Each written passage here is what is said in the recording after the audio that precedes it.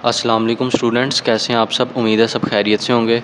तो स्टूडेंट्स, आज first year की फ़िज़िक्स 2025-26 के चैप्टर 4 का छठा लेक्चर है। आज इस चैप्टर का सेकंड लास्ट लेक्चर है। इसके बाद अगले लेक्चर में इंशाल्लाह हम इस चैप्टर के एक्सरसाइज के शॉर्ट क्वेश्चन, न्यूमेरिकल वगैरह को कवर करेंगे। तो आज के लेक्चर में हम इस चैप्टर का last topic number 4.8 inter conversion of potential energy and kinetic energy cover करेंगे। लेकिन इस टॉपिक से पहले आपके जहन में एक टॉपिक होना चाहिए जो कि आप लोगों ने 9th क्लास में पढ़ा था फिज़िक्स में, जो कि था law of conservation of energy. ठीक है, उस टॉपिक में हमने ये चीज़ सीखी थी कि एनर्जी को ना तो क्रिएट किया जा सकता है, ना ही एनर्जी को डिस्ट्रॉय किया जा सकता है, लेकिन एनर्जी को एक फॉर्म से दूसरी फॉर्म में ट्रांसफ़र किया जा सकता है। ठीक है, ट्रांसफॉर्म किया जा सकता है। लेकिन इस पूरे प्रोसेस के दौरान जो टोटल एनर्जी होती है वो कांस्टेंट रहती है। और फिर हमने एक और चीज़ उसमें पढ़ी थी कि कुछ एनर्जी ऐसी होती है जो कि वेस्ट एनर्जी के तौर पर अपीयर होती है। ठीक है, जो कि वेस्ट हो जाती है वर्क डन करने के अगेंस्ट। ठीक है, उसमें वो हीट की फॉर्म में वेस्ट हो सकती है, वो साउंड की फॉर्म में वेस्ट हो सकती है, लाइट की फॉर्म में वेस्ट हो सकती है। ठीक है, तो इस तरह जो एनर्जी है ना, उसे ना तो क्रिएट किया जा सकता है, ना ही उसे डिस्ट्रॉय किया जा सकता है, लेकिन एक फॉर्म से दूसरी फॉर्म में ट्रांसफॉर्म किया जाता है। जैसे पोटेंशियल एनर्जी काइनेटिक एनर्जी में ट्रांसफॉर्म हो सकती है। हम ये ऑब्जर्व कर सकते हैं शुरू में जो ऑब्जेक्ट की पोटेंशियल एनर्जी थी वो हो सकता है प्रोसेस के एंड पर काइनेटिक एनर्जी में कन्वर्ट हो गई हो। ठीक है, इस तरह काइनेटिक एनर्जी को भी पोटेंशियल एनर्जी में कन्वर्ट किया जा सकता है। अब वो कैसे किया जा सकता है वो सारा कुछ इस लॉन्ग क्वेश्चन में हम डिटेल से डिस्कस करेंगे। ठीक है, तो यही टॉपिक का नेम है inter conversion of potential energy and kinetic energy. तो इसकी एक्सप्लेनेशन अब स्टार्ट हो जाएगी इस लॉन्ग क्वेश्चन की। तो सबसे पहले आपने एक बॉडी को लेट करना है जिसका मैस m है या कोई ब्लॉक है। ठीक है, जो कि स्टार्टिंग में रेस्ट की हालत में पड़ा हुआ है और उसे किसी हाइट h के ऊपर रखा गया ज़मीन से। ठीक है, वो ज़मीन से बुलंदी पर, ये आप डायग्राम में भी देख सकते हैं, ये आपकी बुक में डायग्राम बनी हुई है 4.12 कि एक ब्लॉक है या बॉडी है जिसका मैस m है। ठीक है, इसे ज़मीन से h हाइट के ऊपर रखा गया, ये इसकी h बुलंदी है। ठीक है, ये इतनी बुलंदी के ऊपर ज़मीन से रेस्ट की हालत में पड़ा हुआ है। अब इसकी तीन पोजीशंस को हमने डिस्कस करना है। सबसे पहले ए पोजीशन, ये वाली पोजीशन, यानी जब ये रेस्ट की हालत में हाइट h पे पड़ा हुआ है। फिर जिस तरह ये नीचे गिरना शुरू होगा, नीचे की तरफ आएगा, तो ये बी पॉइंट पे जब पहुंचेगा तब इसकी क्या प्रॉपर्टीज़ होंगी, इसकी क्या पोटेंशियल एनर्जी होगी, क्या काइनेटिक एनर्जी होगी, वो पढ़ेंगे। फिर जब फाइनली ये ज़मीन की सतह से आके हिट करेगा या टकरा जाएगा तो तब सी पॉइंट के ऊपर इसकी पोटेंशियल एनर्जी और काइनेटिक एनर्जी को हम डिस्कस करेंगे। और हम देखेंगे इस पूरे प्रोसेस के दौरान इसकी जो टोटल एनर्जी है वो कंजर्व रहती है, वो कांस्टेंट रहती है। ठीक है, तो ये सारा कुछ हमने आज के टॉपिक में कवर करना है। तो सबसे पहले एट पोजीशन ए के ऊपर हम इस ऑब्जेक्ट के बारे में देखते हैं, इसकी पोटेंशियल और काइनेटिक एनर्जीज क्या हैं। तो ए पोजीशन के ऊपर चूंकि ये किसी हाइट h के ऊपर पड़ा हुआ है, तो जब कोई भी जिस्म किसी हाइट h पे होता है तो उसकी पोजीशन के अकॉर्डिंग हम पोटेंशियल एनर्जी को डिफाइन करते हैं। ये हमने पिछले लेक्चर में भी सीखा था कि जब कोई भी बॉडी किसी हाइट h के ऊपर पड़ी होती है तो उसके अंदर पोटेंशियल एनर्जी स्टोर होती है। ठीक है, तो इसका मतलब यहाँ पर बॉडी में पोटेंशियल एनर्जी होगी जो कि जिसका फार्मूला हमने पढ़ा है mgh, और काइनेटिक एनर्जी यहाँ पर जीरो होगी। काइनेटिक एनर्जी जीरो क्यों होगी इस ए पोजीशन पर, क्योंकि अभी ये रेस्ट की हालत में पड़ा हुआ है और रेस्ट की हालत में है, तो इसका मतलब इसकी जो स्पीड है वो जीरो है, इसकी वेलोसिटी v जीरो है, और वेलोसिटी जीरो होने की वजह से काइनेटिक एनर्जी भी क्या हो जाएगी, जीरो हो जाएगी, क्योंकि काइनेटिक एनर्जी का फार्मूला है हाफ mv²। तो जब हम v की जगह जीरो पुट करेंगे तो सारी काइनेटिक एनर्जी की वैल्यू क्या हो जाएगी, जीरो हो जाएगी। तो इसीलिए जब कोई भी बॉडी रेस्ट की हालत में होती है तब उसकी काइनेटिक एनर्जी क्या होती है, जीरो होती है। काइनेटिक एनर्जी के लिए शर्त है कि वो बॉडी मूव कर रही हो किसी स्पीड v से। तो काइनेटिक एनर्जी जीरो होगी और पोटेंशियल एनर्जी mgh आ गई पोजीशन ए पर। ठीक है, अब आपने इसकी इस पॉइंट पर टोटल एनर्जी फाइंड कर लेनी है। वो कैसे आएगी, total energy E is equal potential energy plus kinetic energy, दोनों को प्लस कर देंगे इन दोनों वैल्यूज़ को, तो हमारा आंसर आ जाएगा mgh। तो ये आपकी टोटल एनर्जी है पोजीशन ए पर। अब यही एनर्जी आपकी बी पे भी आनी चाहिए और सी पे भी आनी चाहिए। फिर इसका मतलब होगा कि टोटल एनर्जी तमाम पॉइंट्स के दौरान क्या है, कंजर्व रह रही है, कांस्टेंट रह रही है। ठीक है, now we release the body and as it falls potential and kinetic energy interchange. अब वो कह रहे हैं कि हमने इस बॉडी को यहाँ से रिलीज़ करना है, इसे नीचे फेंकना है। ठीक है, इसने नीचे की तरफ अब मूव करना शुरू करना है, तो हम देखेंगे कि पोटेंशियल और काइनेटिक एनर्जीज एक दूसरे को इंटरचेंज करेंगी। अब तो वो चीज़ यहाँ पर अब देखते हैं। तो इसके बाद आगे आ गया है एट पोजीशन बी, अगली हेडिंग। अब आपने पोजीशन बी के ऊपर बॉडी की पोटेंशियल और काइनेटिक एनर्जी फाइंड करनी है, यानी इस पॉइंट पे, मिड पॉइंट पे, यानी बॉडी यहाँ से गिरना शुरू हुई, नीचे आ रही है, डिस्टेंस इसने कोई कवर किया। ठीक है, इसने x डिस्टेंस कवर किया और ये यहाँ तक आ गई बी पॉइंट पर। अब बी पॉइंट पर इसकी पोटेंशियल और काइनेटिक एनर्जीज अब हम फाइंड करेंगे। ठीक है, तो at position B when body has fallen a distance x ignoring air friction. ठीक है, here potential energy is equal mgh। Potential energy की वैल्यू आपने फाइंड करनी है। पोटेंशियल एनर्जी का हमें फार्मूला पता है PE is equal to mgh होता है। अच्छा, h की जगह हम क्या पुट करेंगे, h का मतलब होता है ऑब्जेक्ट की हाइट। ठीक है, अब ये जो बी पॉइंट है यहाँ पर जब ये बॉडी m आ गई है, ठीक है, इस जिसका मैस m है, अब इस पॉइंट के ऊपर इसकी हाइट क्या है, वो ये वाली हाइट है ना इसकी, ये वाली, ये C से B तक। ठीक है, तो अब ये हाइट अब आपने फाइंड कर लेनी है। तो इसको फाइंड करने के लिए आपने ये ए सी और ए बी इन दोनों की हाइट को ज़हन में रखना है। तो ये जो ए सी टोटल हाइट है ऑब्जेक्ट की वो एच है, और ए से लेके बी तक जो हाइट है जो ऑब्जेक्ट ने यहाँ से डिस्टेंस कवर किया है वो क्या है, एक्स है। ठीक है, तो अगर आपने इस चीज़ की वैल्यू फाइंड करनी हो तो आप क्या करेंगे, टोटल हाइट में से इस हाइट को माइनस कर देंगे, तो आपके पास बाकी ये हाइट बच जाएगी। ठीक है, आपके पास टोटल हाइट है ए सी, ठीक है, ये ए सी आ गई, ये टोटल हाइट, और ये बी पॉइंट आ गया यहाँ पर। आपने इस चीज़ की वैल्यू फाइंड करनी है, तो आप क्या करेंगे, इस सारी वैल्यू में से यानी इस पूरी लाइन में से इस लाइन को माइनस कर देंगे, तो आपके पास बाकी ये चीज़ बच जाएगी। ठीक है, तो सिंपली आपने क्या किया, आपने ए सी में से माइनस कर दिया ए बी को।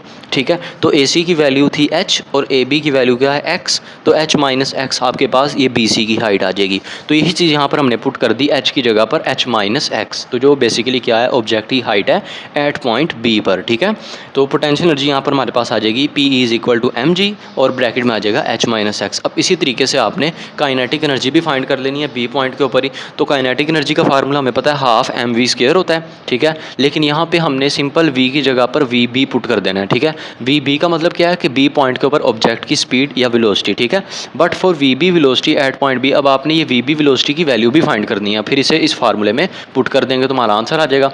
तो वो कैसे फाइंड होगी, वो फाइंड होगी ये थर्ड इक्वेशन की मदद से। ठीक है, थर्ड इक्वेशन ऑफ मोशन के बारे में हमने पढ़ा है, 2as is equal V F square minus V I square. ये इक्वेशन हमने पढ़ी हुई है, वी आई स्क्र यहाँ आके प्लस हो जाएगा 2as में।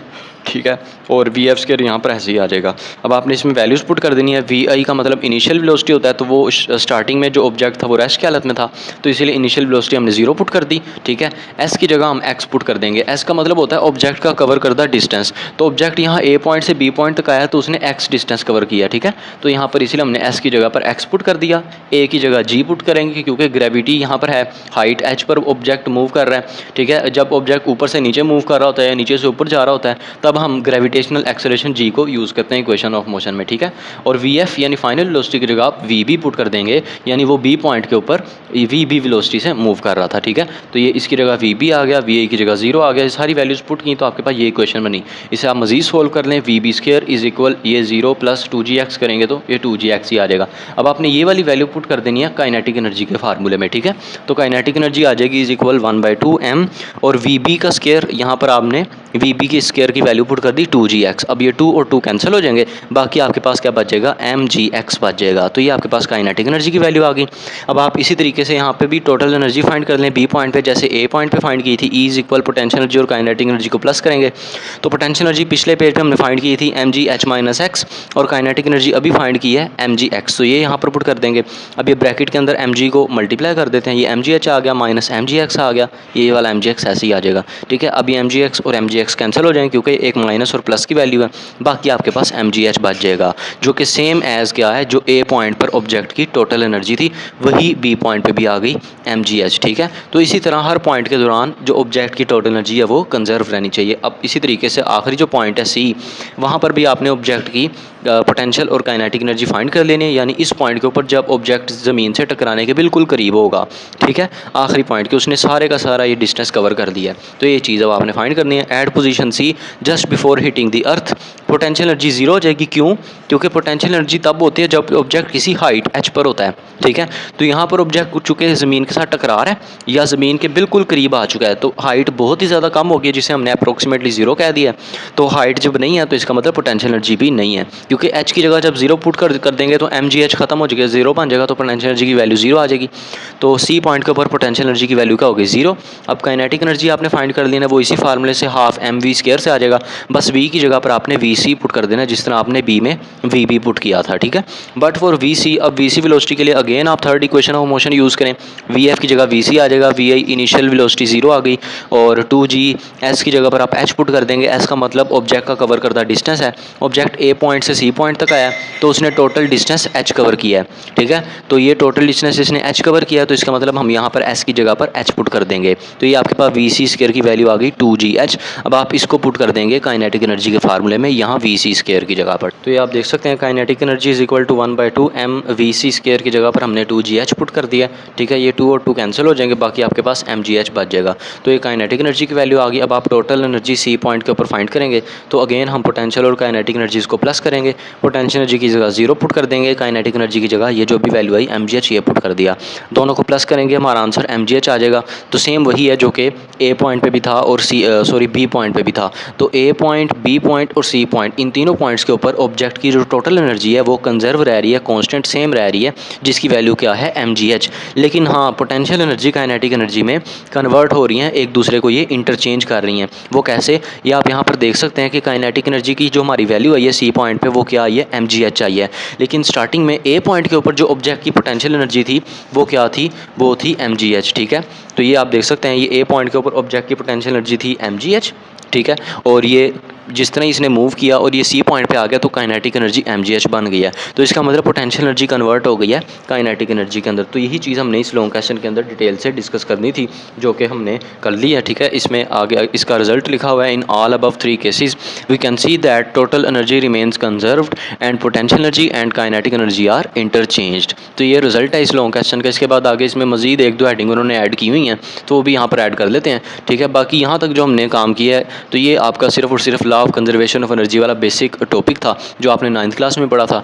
आगे जो हेडिंग्स हैं ये लॉन्ग क्वेश्चन में आपने इसे लाजमी तौर पे शामिल करना है, क्योंकि आपकी बुक में उन्होंने ऐड किया हुआ है, ठीक है।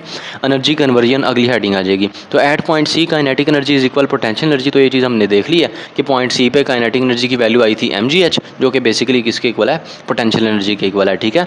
When a body falls its velocity increases, the increase in velocity result in increase in kinetic energy. तो यहाँ पर वो बड़ी इंपॉर्टेंट बात बता रहे हैं कि जिस तरह ही बॉडी ए पॉइंट से नीचे की तरफ गिरी है और इसकी आहिस्ता आहिस्ता वेलोसिटी तेज़ होती जा रही है, इंक्रीज़ होती जा रही है, ठीक है। तो अगर वेलोसिटी इंक्रीज़ हो रही है तो इसका मतलब काइनेटिक एनर्जी भी इंक्रीज़ होगी। वो क्यों, क्योंकि काइनेटिक एनर्जी का हमने फार्मूला पढ़ा हुआ है हाफ mv²।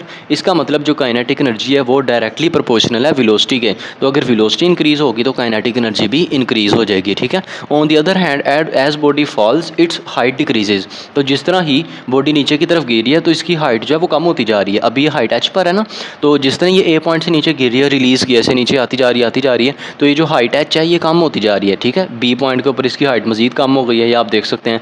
तो हाइट चूँकि कम हो रही है तो इसका मतलब इसकी पोटेंशियल एनर्जी भी कम होती जा रही है, ठीक है। तो पोटेंशियल एनर्जी भी h के डायरेक्टली प्रोपोर्शनल है, तो इसका मतलब हाइट कम होगी तो पोटेंशियल एनर्जी भी डिक्रीज़ हो जाएगी, ठीक है। तो यही चीज़ उन्होंने यहाँ पर लिखी हुई है। इसका मतलब जो पोटेंशियल एनर्जी उसमें लॉस हो रहा है और काइनेटिक एनर्जी में गेन हो रहा है, और ये दोनों आपस में क्या है, इक्वल है ड्यू टू कंजर्वेशन, ठीक है। इस वजह से तो लॉस इन पोटेंशियल एनर्जी यानी decrease in potential energy is equal increase in kinetic energy. ये डेल्टा पी ई डेल्टा के ई भी आप लिख सकते हैं, यहाँ पर आ जाएगा mg डेल्टा h और यहाँ पर आ जाएगा 1/2 m डेल्टा v², क्योंकि h में चेंज आ रहा है और वेलोसिटी में चेंज आ रहा है। जो मैस है वो तो कांस्टेंट ही रहता है, तो इसीलिए यहाँ पर हमने इनके साथ डेल्टा पुट किया, बाकी सेम फार्मूले ही हैं, ठीक है। डेल्टा h की जगह अब आपने क्या पुट कर देना है, h1 माइनस h2, और डेल्टा v की जगह आपने पुट कर दिया v2 minus v1। Final minus initial value को हम डेल्टा की मदद से फाइंड कर लेते होते हैं, ठीक है। तो ये चीज़ आप अगले पेज के ऊपर डायग्राम में भी देख सकते हैं। ये जो टोटल ऑब्जेक्ट की हाइट थी वो h1 थी, और उसके बाद जब बी पॉइंट पे मिड पॉइंट पे जब पहुंचा ऑब्जेक्ट तो उसकी हाइट क्या बन गई, h2। तो आप अगर h1 में से h2 को माइनस कर देंगे, बाकी आपके पास इतनी हाइट बच जाएगी, ठीक है। तो यहाँ पर हमने इसीलिए डेल्टा h की जगह पर ये पुट किया। इसके अलावा वेलोसिटी में भी आप इसी तरह ही करेंगे, v2 में से v1 को माइनस कर देंगे तो आपके पास क्या होगा, इस टोटल वेलोसिटी में माइनस करेंगे तो इस पॉइंट के ऊपर इस ऑब्जेक्ट की वेलोसिटी आ जाएगी, ठीक है। तो ये चीज़ यहाँ पर उन्होंने पुट की हुई है, डेल्टा यानी चेंज की मदद से उन्होंने फाइंड किया हुआ है, ठीक है। ये चीज़ हमने वैसे पिछले लेक्चर में भी पढ़ी हुई है। तो यहाँ से अब आप इसे मज़ीद सोल्व भी कर सकते हैं mg को अंदर मल्टीप्लाई करके। तो लेकिन उन्होंने आपके बुक में यहाँ तक उन्होंने कंप्लीट कर दिया, तो आपने भी इस फार्मूले तक इसको लिख लेना है। तो ये उन्होंने इसके बारे में एक बात आगे लिखी है इस फार्मूले के बारे में कि this is only true when friction is not considered. तो ये फार्मूला हमेशा तभी यूज़ होगा जब एयर फ्रिक्शन नहीं होगी, ठीक है। जब फ्रिक्शन की गैर मौजूदगी में हम ऑब्जेक्ट को ऊपर से नीचे की तरफ फेंकेंगे तब ये फार्मूला एप्लीकेबल होगा। लेकिन अगर दूसरा केस हो जिसके अंदर फ्रिक्शन प्रेजेंट हो तो उस केस में क्या होगा, तो उसमें उन्होंने ये चीज़ लिखी हुई है। तो उसमें आपने एक ही चीज़ याद रखनी है कि अगर फ्रिक्शन प्रेजेंट होगी, फ्रिक्शन F, तो उसकी वजह से क्या होगा कि कुछ वर्क डन करना पड़ेगा, ठीक है। फ्रिक्शन के अगेंस्ट बॉडी को नीचे गिरते वक्त कुछ वर्क डन करना पड़ेगा जो कि फ्रिक्शन के अगेंस्ट होगा, और उस वर्क डन का फार्मूला तो हमें पता है W=FD होता है। लेकिन यहाँ पर फ्रिक्शन है तो इसलिए हम F की जगह पर, फोर्स की जगह पर frictional force small f put कर देंगे और D की जगह पर H पुट कर देंगे। जो ऑब्जेक्ट ने डिस्टेंस कवर करना है, उसने नीचे की तरफ गिरते हुए हाइट H कवर करनी है, तो ये वर्क डन बेसिकली होगा। और ये होगा पोटेंशियल एनर्जी में लॉस बेसिकली, ठीक है। तो if we let friction F is present then a part of potential energy is used in doing work against friction is equal to F H. तो कुछ वर्क डन हमें करना पड़ेगा friction के अगेंस्ट, जो कि basically part of potential energy के भी यूज़ होगा, ठीक है। Remaining potential energy is equal M G H minus F H is converted into kinetic energy. और जो पोटेंशियल एनर्जी का बाकी हिस्सा रह जाएगा वो किस में कन्वर्ट हो जाएगा, वो काइनेटिक एनर्जी में कन्वर्ट हो जाएगा। बाकी ये फार्मूला आप देख सकते हैं, पोटेंशियल एनर्जी का फार्मूला है या ये डब्ल्यू वर्क डन का formula P E is equal M G H, क्योंकि वर्क डन हम कर रहे हैं फ्रिक्शन के अगेंस्ट, ठीक है। और पोटेंशियल एनर्जी यूज़ हो रही है, तो इसीलिए यहाँ पे पोटेंशियल एनर्जी हमने यूज़ किया, वर्क डन की जगह पर पुट किया है। तो यहाँ पर आपने एफ एच पुट कर दिया सिंपली इस फार्मूले के अकॉर्डिंग, ठीक है। अगर रिमेनिंग पोटेंशियल एनर्जी हमारे पास क्या आ जाएगी, M G H minus F H. अब ये वैल्यू कैसे आई है, इस चीज़ को आपने समझ लेना है। तो रिमेनिंग पोटेंशियल एनर्जी का मतलब ये है कि जो बाकी बच चुकी है, यानी लॉस होने के बाद, ठीक है। तो इस फार्मूले को आपने अच्छे तरीके से समझ लेना है। अब इस फार्मूले में जो एफ एच है इसका मतलब वर्क डन है, जो कि फ्रिक्शन के अगेंस्ट हो रहा है, ठीक है। और एम जी एच का मतलब है ये हमारी पोटेंशियल एनर्जी है, ठीक है। पी ई ये पोटेंशियल एनर्जी है और ये यूज़ हो रही है किसके अगेंस्ट, वर्क डन करने के लिए, ठीक है। वर्क डन करने के लिए ये पोटेंशियल एनर्जी की वैल्यू यूज़ हो रही है और ये एफ एच का मतलब वर्क डन है, जो कि फ्रिक्शन के अगेंस्ट यूज़ हो रहा है। तो इसीलिए हमने इसे माइनस कर दिया है पोटेंशियल एनर्जी में से, और ये हमारे पास पोटेंशियल एनर्जी क्या है, ये रिमेनिंग है जो बाकी बच गई है, ठीक है। तो इसीलिए हमने ओरिजिनल वाली वैल्यू में से जो वर्क डन है उसको माइनस कर दिया जो फ्रिक्शन के अगेंस्ट हो रहा था, तो बाकी हमारे पास जो रिमेनिंग है वो बच जाएगी, ठीक है। तो ये चीज़ यहाँ पर आपने यूज़ कर लेनी है, M G H minus F H is equal half M V square. अभी हाफ एम वी स्केयर क्यों आया, क्योंकि जो बाकी पोटेंशियल एनर्जी बच गई है, जो वर्क डन करने के बाद बची है, वो काइनेटिक एनर्जी में कन्वर्ट हो जाएगी। तो इसीलिए हमने यहाँ पर काइनेटिक एनर्जी पुट कर दिया है। जैसे आपने पिछले पेज पे पढ़ा था कि loss in potential energy is equal gain in kinetic energy, तो इस फार्मूले के अकॉर्डिंग भी आप इसको देख सकते हैं, ठीक है। तो M G H is equal F H यहाँ माइनस हो रहा है, इधर जाके प्लस हो जाएगा, तो ये एक नया फार्मूला बन सकता है। यहाँ पे एम जी एच की जगह आप लिख सकते हैं loss in potential energy, half M V square की जगह आप लिख सकते हैं गेन इन काइनेटिक एनर्जी, और एफ एच का मतलब क्या है, वर्क डन अगेंस्ट फ्रिक्शन। तो ये चीज़ आप यहाँ से इसे मजीद सोल्व कर सकते हैं। तो यहाँ पर आपका ये लॉन्ग क्वेश्चन कंप्लीट हो जाएगा।